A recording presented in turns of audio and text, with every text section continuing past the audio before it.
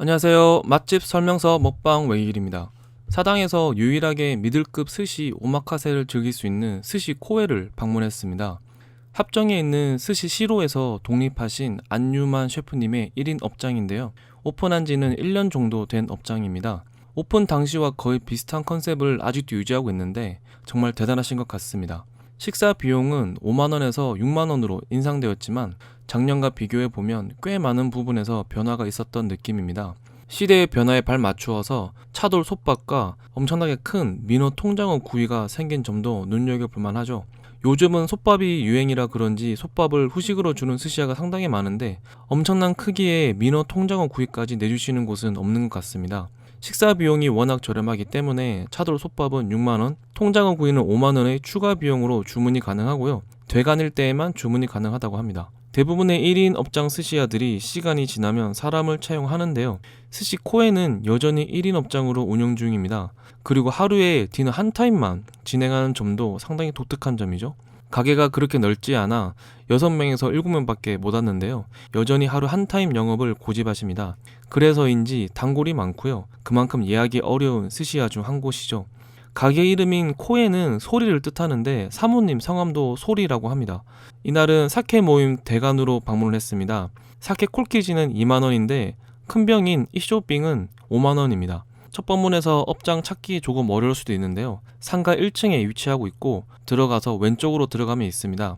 고급 사케 비교 쉬운 모임이라 같은 양조장에서 제조한 혹은 비슷한 사케끼리 맛을 비교해가면서 마셔볼 수 있는 귀한 시간을 가졌습니다.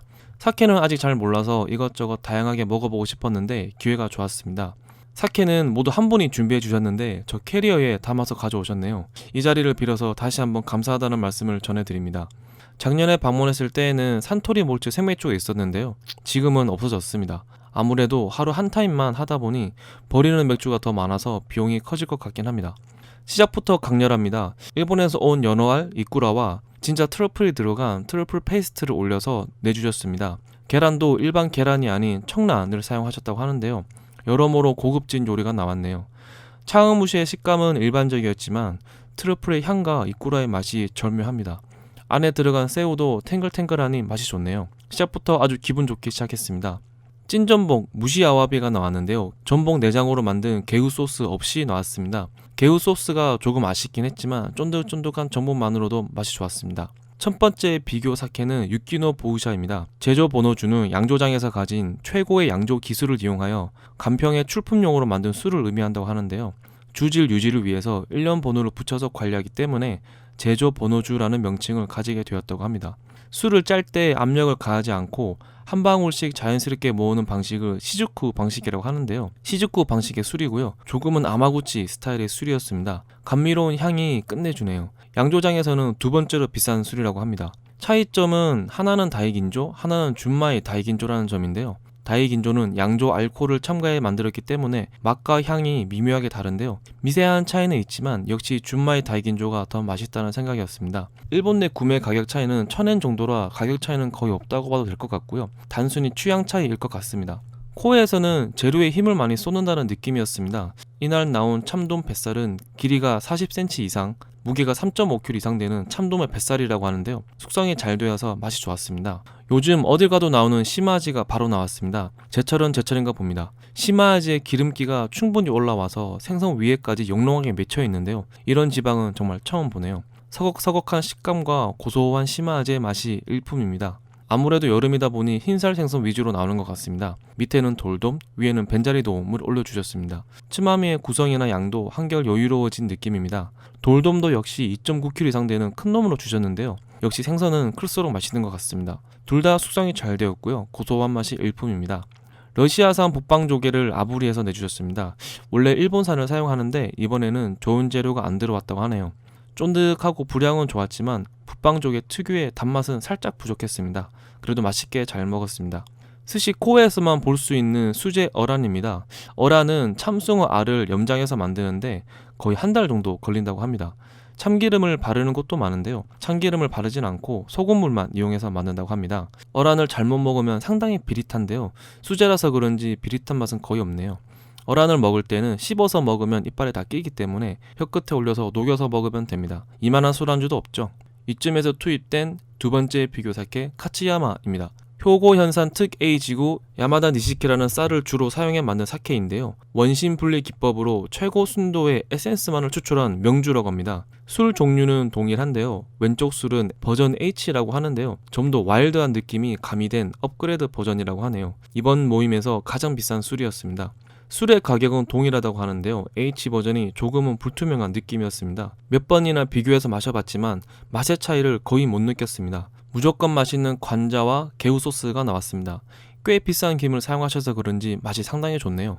한 장에 850엔 정도 하는 김이라고 합니다. 역시 퀄리티가 장난이 아닙니다. 부드러운 개우 소스가 진득한 맛까지 담고 있고 바닷내음을 잘 담고 있는 김과 같이 먹으니 궁합이 꽤 좋았습니다. 원래 고노와다가 나오는 타이밍인데 고노와다를 개인적으로 별로 안 좋아해서 아까미로 준비해 주셨습니다. 멕시코산 아까미라고 하는데요. 5일 정도 숙성을 했다고 하네요. 그래서인지 부드러우면서도 깊은 맛이 아주 좋았습니다. 아까미를 마와 같이 먹은 것은 처음이었는데요. 이 조합도 신선하고 괜찮네요. 미소시루나 스이모노 없이 바로 스시가 시작되었습니다. 시작은 도미인데요. 3일 정도 숙성을 했다고 하네요. 샤리는 상당히 담백한 편입니다. 안에는 실파를 넣어서 쥐어주셨는데 도미와 실파의 궁합이 참 좋죠. 네타의 프로짐도 좋고 스시 맛이 꽤 좋았습니다. 역시나 여름에는 흰살 생선이 많네요. 그런데 사실 흰살 생선이 가격은 더 비쌉니다. 두 번째는 돌돔이 나왔습니다. 실파를 넣고 레몬즙을 살짝 뿌리는 건 도미와 같네요. 씹는 식감이 좋아서 맛있게 잘 먹었습니다. 역시 숙성이 잘 되어서 질긴 느낌은 거의 없었습니다. 제철을 맞아 극상의 맛을 보여준 시마아지가 스시로도 나왔습니다. 소복히 올라와 있던 시마아지의 영롱한 지방이 아직도 기억이 나는데 역시 시마아지 맛이 좋습니다.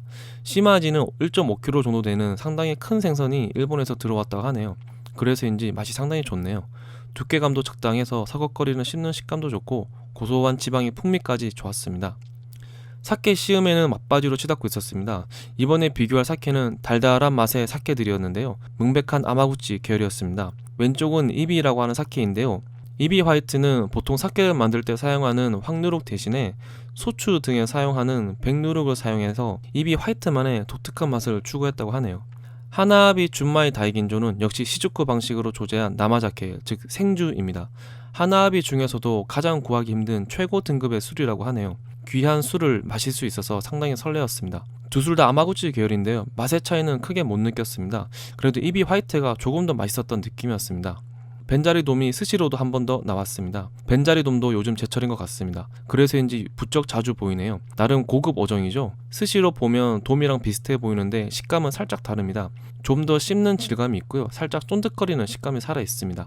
요즘 은근히 관자 스시를 맛보기 어려운데 코웨에서 오랜만에 제대로 된 관자 스시를 맛볼 수 있었습니다. 홋카이도산 관자를 엄청나게 크게 준비해 주셨는데요. 아부리를 하지 않아서 관자가 가지고 있는 고소한 풍미를 온전히 느낄 수 있었습니다. 네타의 크기가 워낙 커서 입안 가득 차는 느낌이 좋았고요. 신선한 관자의 맛이 정말 환상적이네요. 상당히 맛있게 먹었던 스시였습니다. 칼집을 곱게 낸 오징어를 살짝 아부리하고 위에는 어김없이 유자제스트를 올려주셨습니다. 쫀득거리면서도 고소한 맛이 배어나오고 유자제스트의 상큼함이 한 번 더 미각을 자극시켜주는 실패 없는 맛의 조합이죠. 요새는 오징어 너무나 비싸서 한치나 다른 생선으로 나오는 경우도 많은데 꽤 큼지막한 오징어로 내주신 스시도 맛있게 잘 먹었습니다. 아까부터 간장에 대기 중이었던 아까미 집게가 나왔습니다. 담백하면서도 입맛 당기는 맛이 일품이죠. 아까미 집게는 은근 매니아가 많은 스시 중 하나인데요. 샤리의 푸르진과 네타의 조합이 완벽했던 한 점이었습니다. 아까미 집게를 먹으면서 살짝 감탄을 하기도 했었는데요. 상당히 맛있네요.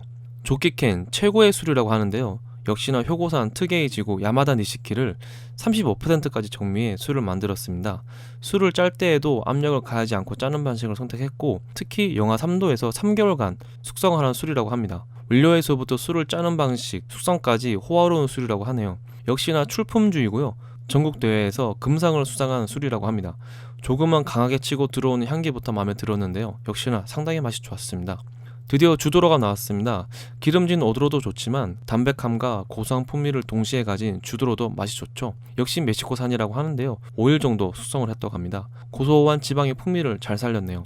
오도로를 80%, 아까미를 20% 넣은 내기도로가 나왔습니다. 살짝 차가운 느낌이었는데요. 파의 향긋한 냄새가 무척이나 좋네요. 입에 넣으니 부드러운 맛의 조합이 끝내주는데요. 역시 내기도로에는 파의 역할이 중요한 것 같습니다. 코웨에서는 시소도 살짝 넣어서 풍미를 더했네요. 아까미 집게가 맛있다고 하니 좀 더 지워주셨습니다. 맛있게 잘 먹었습니다. 아마에비 알을 소복히 올린 아마에비 스시가 나왔습니다. 새우의 알들은 초록색을 띠는데요. 아마에비 알은 유난히 청록색이네요. 식욕이 당기는 색상은 아닌데 그 맛은 끝내주죠. 게다가 알을 엄청나게 많이 올려주셨습니다. 녹진한 아마에비의 맛은 더 말할 것도 없이 좋았고요. 알까지 같이 먹으니까 풍미가 훨씬 더 좋았습니다. 요즘 어딜 가나 동해산 혹은 통영산 아까우니가 주로 나오죠. 여름철은 아까우니가 제철이라서 한국산 아까우니를 쓰는 곳이 많은데요. 오랜만에 캐나다산 우니를 보니 괜히 반가웠습니다. 사실 저는 녹진한 맛을 좀 더 잘 느낄 수 있는 커다란 캐나다산 우니를 더 선호하는 편이긴 합니다. 쿰쿰한 맛 하나 없이 아주 맛이 좋네요. 실패 없는 맛이죠. 금태는 아부리로 해서 막기로 해서 주셨습니다. 기름진 금태 뱃살 부위를 아부리로 해서 맛있게 내주셨습니다. 역시 상당히 맛이 좋습니다. 마지막은 이쇼빙입니다. 술이 부족하신 분들이 양껏 먹을 수 있게 준비하신 술인데요. 이 술도 나름 맛이 괜찮았습니다. 개인적으로는 콤포터 센주나 다사이 50보다는 맛이 좋았었습니다. 히카리 모노가 드디어 나왔네요. 청어를 막기로 말아주셨는데요. 역시 맛이 좋네요. 실파의 상큼함이 아주 좋았습니다. 아마에비 대가리를 말려서 넣어 만든 미소시루가 나왔습니다. 타이밍이 조금 생뚱맞은데요. 그래도 맛있게 잘 마셨습니다. 역시 재료에 신경을 좀 많이 쓴다는 생각이 들었습니다. 평소에 구경하기조차 어려운 크기의 민물장어로 장어구이를 만들어 주셨습니다. 정말 엄청난 크기입니다. 보통 스시야의 마지막 코스는 붕장어, 즉 안하고로 주시는데요. 코어에서는 대관을 할 때에만 추가 차지로 엄청난 크기의 민물장어를 요청할 수 있습니다. 단 재료를 미리 준비해야 하기 때문에 사전에 협의가 필요한 메뉴입니다. 상당한 시간과 노력이 들어가는 요리라고 하네요. 그만큼 정말 맛은 최고였습니다. 타마고야끼와 디저트로 산딸기가 나오고 코스는 마무리되었습니다. 마무리하겠습니다. 오픈 직후 방문했다가 1년이 지나고서야 방문했는데 정말 상당히 만족했던 식사였습니다. 조금은 얇게 썰어주던 쯔마미부터 두툼하고 크기가 커졌고 재료에 많은 공을 들여 스시의 맛도 상당히 좋았습니다. 특히 민물장어 통구이나 차돌 솥밥처럼 차별화된 메뉴도 추가로 주문할 수 있는 장점이 있죠. 하루에 디너 한 타임만 진행을 하기 때문에 예약이 꽤 어려운 점은 아쉬운데요. 다음에 한 번 더 방문하고 싶은 그런 곳이었습니다. 재밌게 보셨으면 구독과 좋아요 부탁드립니다.